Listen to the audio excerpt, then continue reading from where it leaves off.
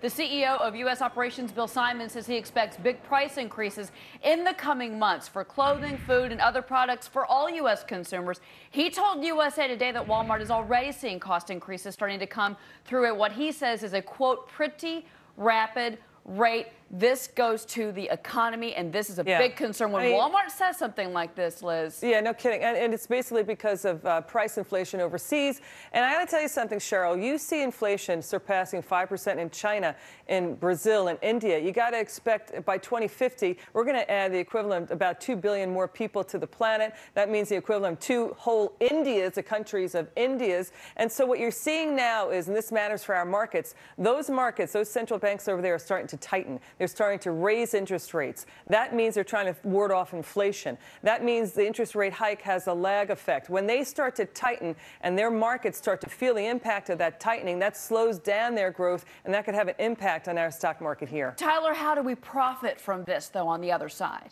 Well, I think what Biltmore is doing at this point is we're putting into place managed futures managers, and the average investor can buy these through mutual funds. And what these managers are doing are looking for trends in things like commodity prices and interest rates and these sort of things. And in the past, this was never, you had to be worth $1 million, $5 million to enter into these funds. So, at this point, with markets getting a lot more sophisticated, there are instruments that investors can capitalize on when these prices move the way that they have. So. And the thing is, you got to mention, I mean, Sandra's bringing up a great point about ethanol. Ethanol, what, is about 8–10% of our entire fuel consumption in this country, and it consumes, what, 40% of our maize crop, and that's a really important issue for policymakers in D.C. Mergers and acquisitions have been soaring to their highest level in 3 years during the first quarter of this year, led by these 5 deals. Take a look at this. Maybe not sexy, but a way to make money. Commercial real estate firms, A&B Properties, and Prologis merging. That was a $15 billion deal. Automaker Fiat with an $18.5 billion share conversion. Duke and Progress Energy combining to become the largest U.S. utility. That's a $26 billion deal. Number 2, AT&T's controversial offer to buy Deutsche Telekom's T-Mobile unit. That's a $39 billion deal. And at the top of the M&A game, AIG with its $59 billion stock conversion. So will this year be the year of the deal for Wall Street? Chris Williams, Harrison Williams co-founder, joins me now. And that is the question. It seems like we have a lot of deals happening. What does the rest of the year look like? Cheryl, we're predicting a very strong rest of the year. So far, we see our first quarter revenue up over 20% year over year, and we would expect the rest of the year to be equally as strong. It's really quite good out there. Chris, when you get behind the doors of these, with these deals with these corporations, we obviously know that there's almost $2 trillion in these corporate coffers. One of the reasons to drive M&A further.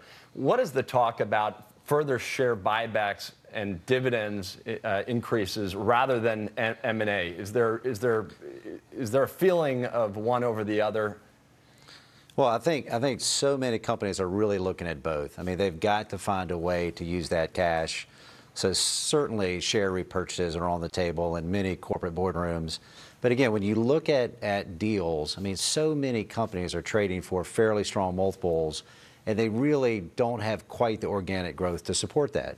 So they're really in this position where they've got to continue to kind of feed the beast through additional acquisitions. I got to tell you something. Seeing. A lot of these companies feel like they have these Fort Knox balance sheets right now with all this cash. And one guy I was saying to, look at it this way. Shareholder meetings are coming up. They got to get a big boffo headline out there. So they're doing stock buybacks. They're doing M&A deals. They're deploying that cash to raise dividends, to giving more dividends to investors. But I got to tell you something. How do you play this? Because you do not want to invest in the merged company, such like a Sprint Nextel or AOL Time Warner, because a merged company trying to fix those problems is like trying to fix a car going 60 miles per hour, and it's really rough. So how do you find the target companies to invest in?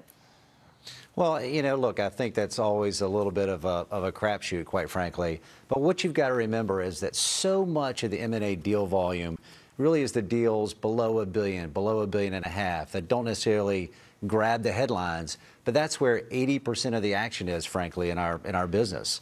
And I can tell you that that market really is incredibly strong right now. $717 billion globally in deals. I mean, are we going to continue to set new records?